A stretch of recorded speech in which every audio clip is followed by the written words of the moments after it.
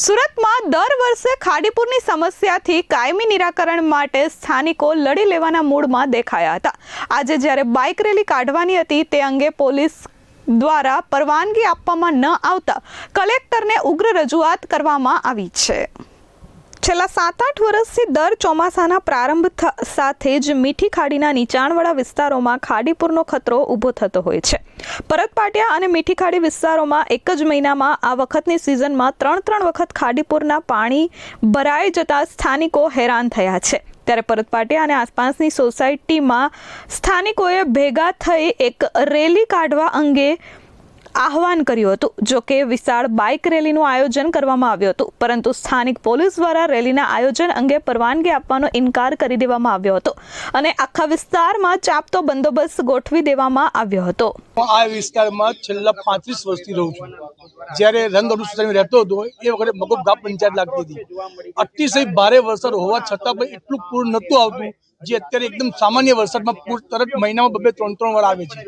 એનો મતલબ અમારી ખાડીમાં બીજા કોઈ પાણીના પ્રવેશ થયા છે અથવા આગળ રોકાણ થયું છે।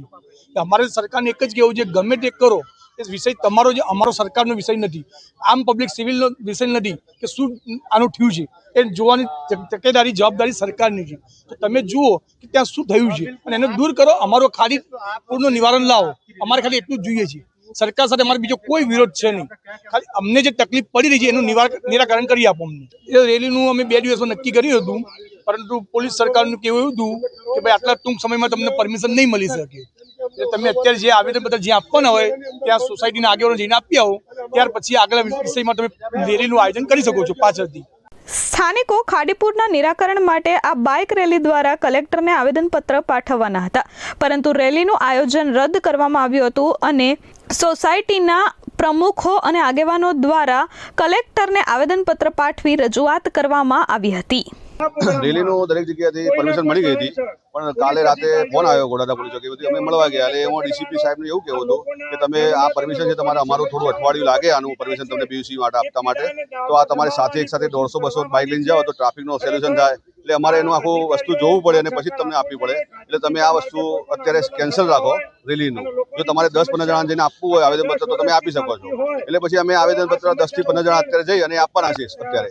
હવે એ તો હવે હું એ જ કહું કે આપણે જે તકલીફ છે એ પણ તમે રજૂ નથી કરી શકતા આપણે સરકાર સામે, એટલે આ તો બધું એકદમનું એ જ વસ્તુ છે સારું, એટલે અમને પણ બહુ ખોટું લાગ્યું છે આ વસ્તુ। આવેદનપત્ર પાઠવવા પહોંચેલા આગેવાનોએ ખાડીપુર અંગે પોતાની રજૂઆત વ્યક્ત કરવાની સાથે જણાવ્યું, જો ખાડીપુર કુદરતી હોય તો માત્ર 1.5 કિલોમીટરના વિસ્તારમાં જ ખાડીપુરની સમસ્યા કેમ જોવા મળી રહી છે? સણિયા હેમાદ કુંભારિયાથી મિલેનિયમ 4 માર્કેટ સુધીના વિસ્તારને બાદ કરતા મીઠી ખાડીના પૂરની સમસ્યા અન્ય વિસ્તારોમાં જોવા મળતી નથી।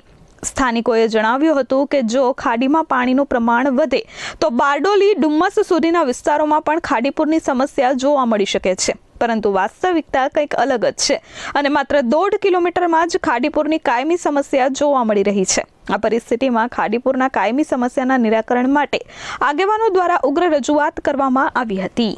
ખાડીપુર તો માટે બધા કંટાળી ગયેલા છે, આ એ જ છે છેલ્લા 22 વર્ષથી જે તકલીફ છે ખાડીપુરની એ અમે કંટાળી ગયેલા, એટલા માટે અમે આંદોલન કર્યું છે કે ભાઈ સરકારને જગાડવા માટેનું, બીજું કઈ છે નહીં આમાં, કે અમે રેલી બાબતે જો જઈએ તો સરકારનું ઉપર પણ ધ્યાન દોરાય અને થોડું એમને નજર પડે કે ભાઈ આ વસ્તુ સુરતમાં ખાસ તકલીફ છે, કે અહીંયા જે લોકલ છે સુરતના અંદર જે નાના ભાઈ કોર્પોરેટર હોય કે ભાઈ આ તંત્ર હોય એ લોકો ધ્યાનમાં લેતા નથી, એટલે અમે ઉપર સુધી પહોંચાડવા માટે આ રેલીનું એક આયોજન, શાંતિપૂર્ણ રેલીનું આયોજન કરેલું હતું અમે।